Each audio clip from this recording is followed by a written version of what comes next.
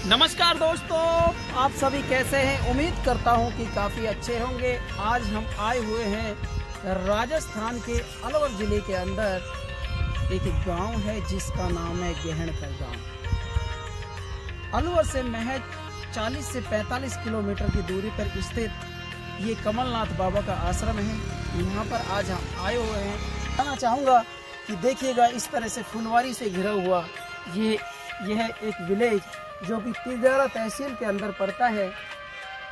और यहाँ पर एक खूबसूरत आश्रम है, कमलनाथ आश्रम। यहाँ कमलनाथ आश्रम के अंदर यहाँ पर आज ऋषि पुत्र फाउंडेशन की ओपनिंग होने जा रही है। तो ओपनिंग पर जो प्रोग्राम है, यहाँ पर काफ़ी गणमान्य भाई बंधु आए हुए हैं।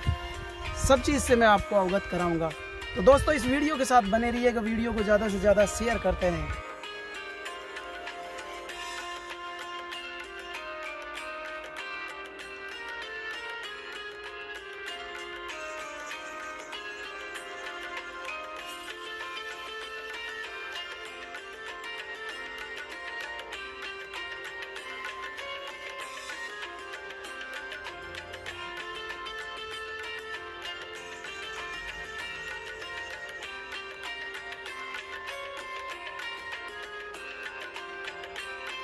तो मैंने सोचा वो परमपिता परमेश्वर की, तो उस परमपिता परमेश्वर के हम सब पुत्र हैं। और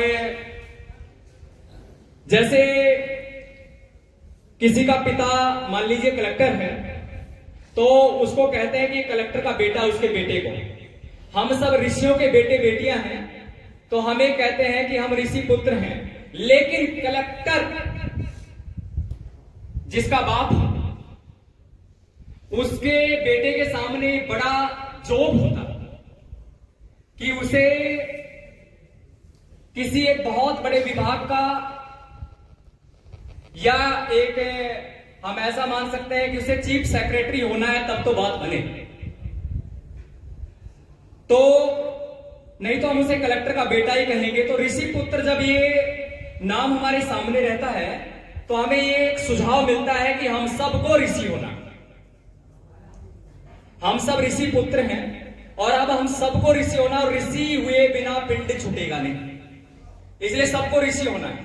और ऋषि माने जो रित को उपलब्ध हो गया, सत्य को उपलब्ध हो गया, जो ईर्ष्या, द्वेष, जलन, कुंठा, अवसाद, चिड़, तेरा मेरा, छोटा बड़ा, इस तरह की जो जाति पाति, मेरा बेटा तेरा बेटा, मेरा देश तेरा देश, हम तो उस ऋषि परंपरा के सनातन पुत्र हैं, जो कहती है किरणवंतो विश्व हमारी।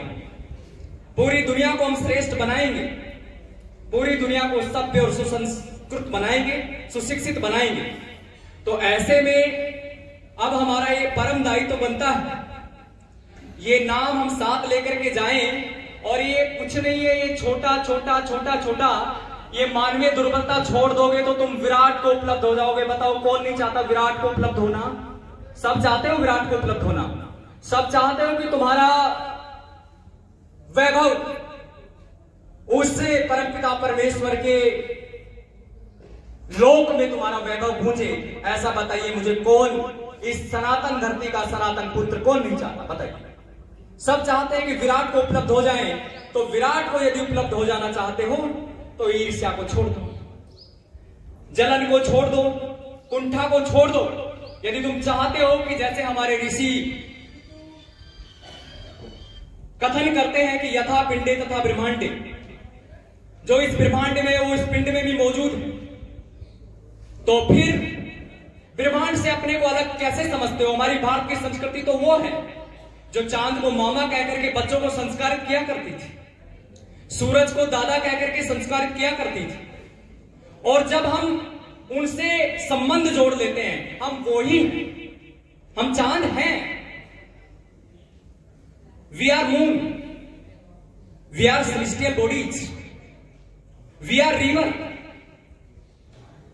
We are ocean, we are hills, we are mountains, and we are each and everything that has existence. हम अस्तित्व से ही पैदा हुए हैं और उस अस्तित्व के पुत्र हैं। इसलिए नदी से कम निर्मलता हमें क्यों है? क्योंकि नदी को हमने माता कहना छोड़ा। मातृत्व का जो भाव नदी के प्रति था उसको हमने गौण किया। पहाड़ों को हम खनन माफियाओं के हाथ में दे चुके। सोचने की बात है। तालाबों को, झरनों को, जीव जंतुओं को हम बलि चढ़ा चुके हैं। आज कितनी सारी प्रजातियां हैं जो रेड डाटा बुक में दर्ज होने जा रही हैं। सोचने और समझने की बात है। कितनी सारी हमारी पारिवारिक व्यवस्था, हमारी सामाजिक व्यवस्था जिस तरह से छिन्न भिन्न होती जा रही है, और उस छिन्न भिन्न होती व्यवस्था को ठीक करने के लिए केवल एकमात्र सारा यथा पिंडे तथा ब्रह्मांडे, पूरे ब्रह्मांड के साथ अपना एक संबंध जोड़ दो। फिर नदी को गंदा करने में तुम्हारा जी दुख पाएगा। क्योंकि जब आपको गारे का छींटा लग जाता है ना रास्ते पे चलता तो कितना बुरा लगता है, लेकिन जब गंगा माता गंदी होती है तो हमें कोई जलन नहीं। जब नदियां सूख रही है तो हमें कोई दर्द नहीं होता। जब पहाड़ खनन माफिया के हाथ में जा रहे हैं तो हमें कोई दुख दर्द नहीं होता। और मैं कहना चाहता हूं आप सबको कि ये जितने भी माफिया, चाहे कोई मेडिकल माफिया हो, चाहे कोई खनन माफिया हो, तुम्हारी भाई गत नहीं हो सकती ये माफिया बना छोड़। चाहे कोई कानून के माफिया, ये जब तक माफिया बना रहेगा, आप तो परमपिता परमेश्वर को साक्षात मानने वाले देश के बंधु, हमारे प्रत्येक कृत्य को परमपिता परमेश्वर देख रहा है। और उसके देखते में बताइए, और परम न्यायकारी परमपिता परमेश्वर तुम्हारे दुष्कार्यों के दुष्परिणामों से कैसे बचा के रख देगा, मुझे बताइए। फिर कहते हैं परमपिता परमेश्वर की कृपा नहीं, कृपा पात्र बनना पड़ता है। पात्र बनी निश्चित रूप से परमेश्वर की कृपा, शॉवर ऑफ मर्सी अनलिमिटेड, ये मुझे आइडेंटिफाइड है, ये मैं अपने एक्सपीरियंस से बोल रहा हूं। मैं जब आपके सामने खड़ा होकर के ये सब बात कह रहा हूं, इसके पीछे मुझे बहुत बचपन से जानने वाले कुछ लोग बैठे हैं, और जिस जगह से मैं पनपा हूं उस जगह को एकदम जिन्होंने नापा तोला है पूरा पूरा, उसको जानते हैं। कुछ लोग नहीं जानते होंगे, लेकिन कुछ लोग जानते हैं।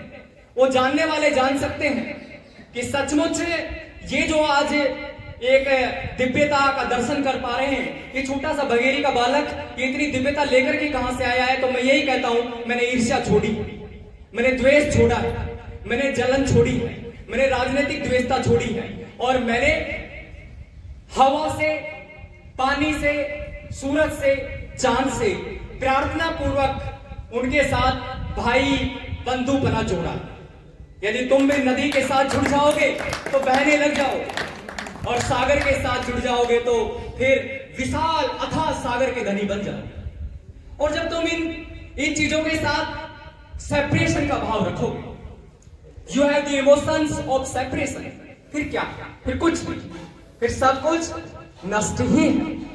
तो अपने जीवन को यदि संबल देना चाहते हो, मजबूत बनाना चाहते हो, तो फिर अस्तित्व के साथ एक सह अस्तित्व की भावना पैदा कर लो, को एग्जिस्टेंस फीलिंग पैदा कर। तो ऋषि पुत्र फाउंडेशन और कुछ नहीं करना चाहता। ऋषि पुत्र फाउंडेशन यही करना चाहता है कि इस देश को अच्छे नौजवान देना चाहता है, इस देश को अच्छे बालक देना चाहता है, और इस देश को अच्छे बूढ़े देना चाहता है, इस देश को अच्छे इंजीनियर्स देना चाहता है, इस देश को अच्छे डॉक्टर्स देना चाहता है, और इस देश को नारद मुनि जैसे बड़े अधिवक्ता देना चाहता है, और इस देश को बहुत अच्छे शिक्षाविद देना चाहता है। इस देश को त्याग, वैराग्य, विरक्ति की भावना लिए हुए महान सन्यासी देना चाहता है।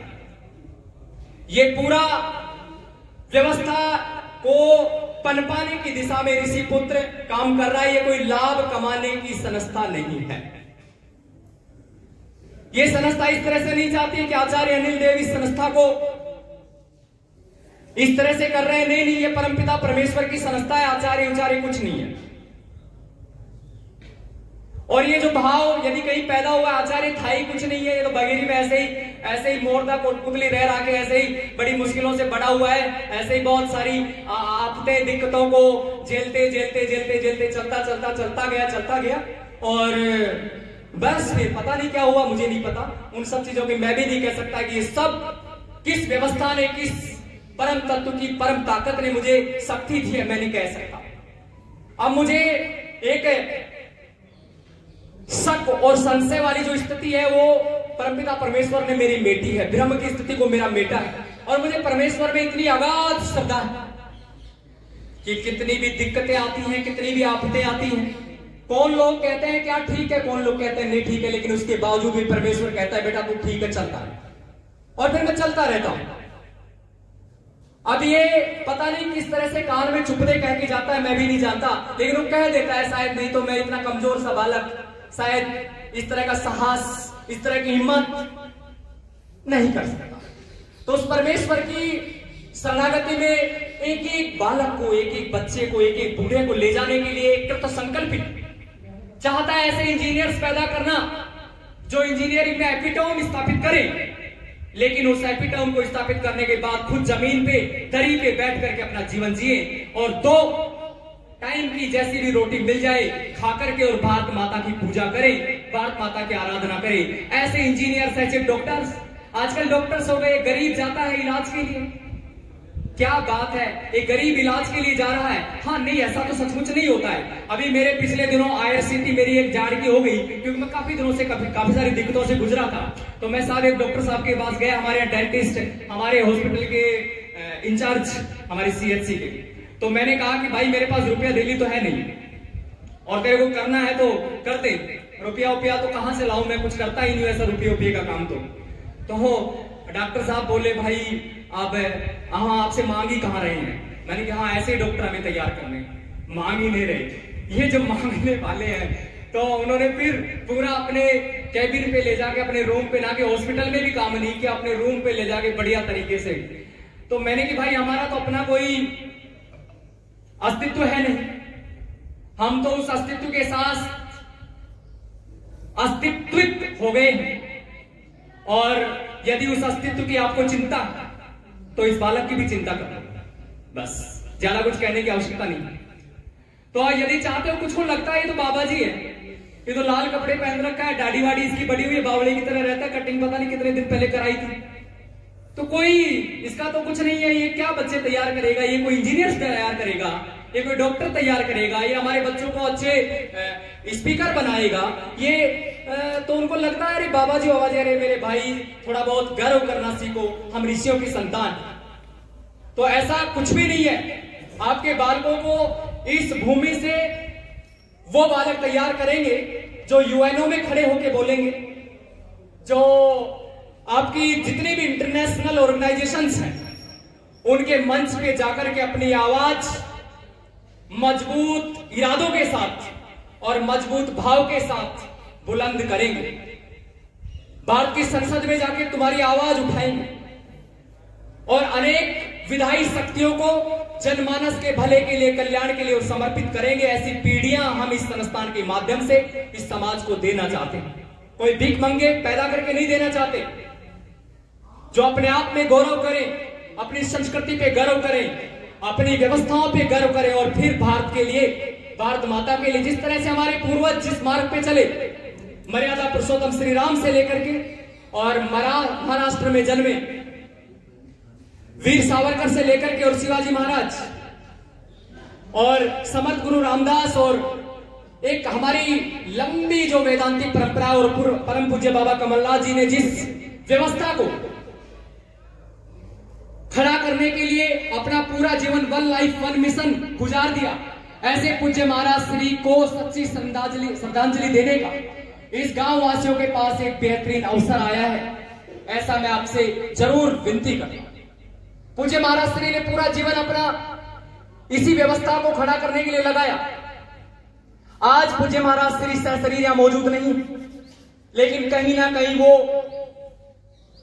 इनविजिबल पावर जो उस ब्रह्मांडीय तत्व के साथ अपने आप को मिला चुकी है, वो शायद हम सबके हृदय में उपस्थित होकर के हमारे हृदयों को उर्वरा बनाने का प्रयास कर रही है।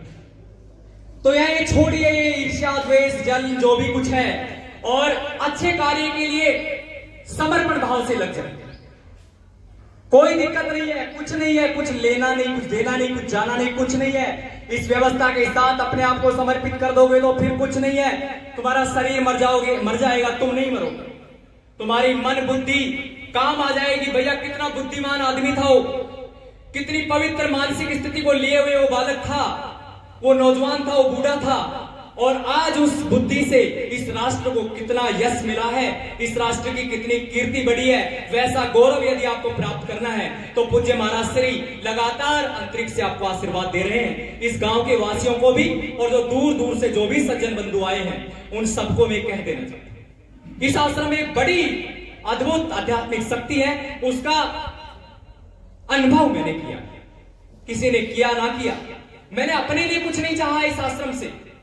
मैंने ये नहीं चाहा कि मैं कोई हमारे घर में मेरा भाई था वो नौकरी लग जाएगा, ऐसी कोई मैंने मान्यता कभी रखी नहीं। मैं जानता भी नहीं हूं ऐसी मान्यताएं रखना। लेकिन मैंने यहां से जो इस संकल्प साधा, और पूज्य महाराज श्री के शरीर के जाने के बाद पता नहीं कौन सी एक शक्ति थी महाराज जी की, जो मुझे गहन कर इस कमलनाथ आश्रम में ले आ पाई। महाराज श्री जब यहाँ थे तो शायद मैं चुपचाप आकर के बैठता जरूर था कई बार, और चुपचाप वो जो कुछ कहते रहते थे उनको सुन के बिना बताए कौन आया कौन गया कोई पता नहीं, और मैं चला जाता था। ऐसा मैं बरसों से किया है मैंने, लेकिन मेरे को कोई भी नहीं जानता था। काफी बार मैं आया, लेकिन मैंने कोई बात भी नहीं की, ना महाराज श्री से कभी प्रश्न किया, कुछ पूछा नहीं। बस वो जो कहते थे उनके भाव को ग्रहण करने का प्रयास करता था। बस ऐसे बैठ जाता, 5 आदमी बैठे रहते तो 5 के पीछे बैठता था, 5 आगे रह जाए, दिख भी ना दे, कोई बोल ना ले महाराज जी कौन आया कहां से क्या है, कुछ नहीं। इस तरह से उस भाव को, जैसे ही महाराज जी यहां से गए, फिर पता नहीं कौन सी शक्ति ने बोला अब कुछ संभालना है, कुछ व्यवस्थाएं खड़ी करनी है। तो दोस्तों आज की वीडियो में बस इतना ही। यहाँ पर ऋषि पुत्र फाउंडेशन की ओपनिंग का जो भी प्रोग्राम है मैंने आपको दिखाया है। और आपको ये वीडियो कैसी लगी? अगर वीडियो अच्छी लगी हो तो इसको ज़्यादा से ज़्यादा शेयर करें, चैनल को सब्सक्राइब कर दें, ताकि जो हम लेटेस्ट वीडियो डालते हैं उसका नोटिफिकेशन आपको मिलता रहे। जय हिंद, वंदे मातरम।